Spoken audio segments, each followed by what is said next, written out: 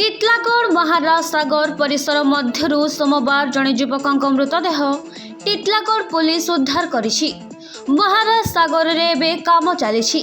ସାଗରର ସୌନ୍ଦର୍ଯ୍ୟକରଣ କାମ ଚାଲିଥିବା ବେଳେ ମାଟି ଖୋଲାଯାଇ ହାଇୱାରେ ମାଟି ବାହାରକୁ ନିଆଯିବା ପାଇଁ ତିଆରି ହୋଇଥିବା ଅସ୍ଥାୟୀ ରାସ୍ତାରେ ଜଣେ ଅଚିହ୍ନା ଯୁବକଙ୍କ ମୃତଦେହ ଅପରାହ୍ନରେ ପଡ଼ିଥିବା ଦେଖିବାକୁ ମିଳିଥିଲା।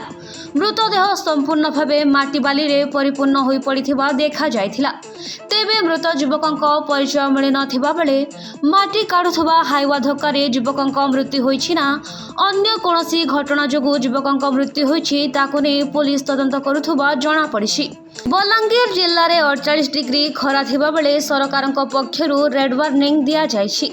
ଟିଟଲାଗଡ଼ରେ ପ୍ରଚଣ୍ଡ ତାତି ଯୋଗୁଁ ଅଂଶୁଘାତର ଶିକାର ହୋଇ ଯୁବକଙ୍କ ମୃତ୍ୟୁ ଘଟିଛି ତାହା ଏବେ ବି ସ୍ପଷ୍ଟ ହୋଇନାହିଁ। ତେବେ ମୃତ ଯୁବକଙ୍କ ପରିଚୟ ମିଳିନଥିବା ବେଳେ ପୋଲିସ ଏନେଇ ଏକ ଅପମୃତ୍ୟୁ ମାମଲା ରୁଜୁ କରି ଶବକୁ ଟିଟଲାଗଡ଼ ଉପଖଣ୍ଡ ମୁଖ୍ୟ ଡାକ୍ତରଖାନାର ଶବଗୃହରେ ଫ୍ରିଜର ଭିତରେ ରଖିଥିବା ପୋଲିସ ପକ୍ଷରୁ ସୂଚନା ଦିଆଯାଇଛି।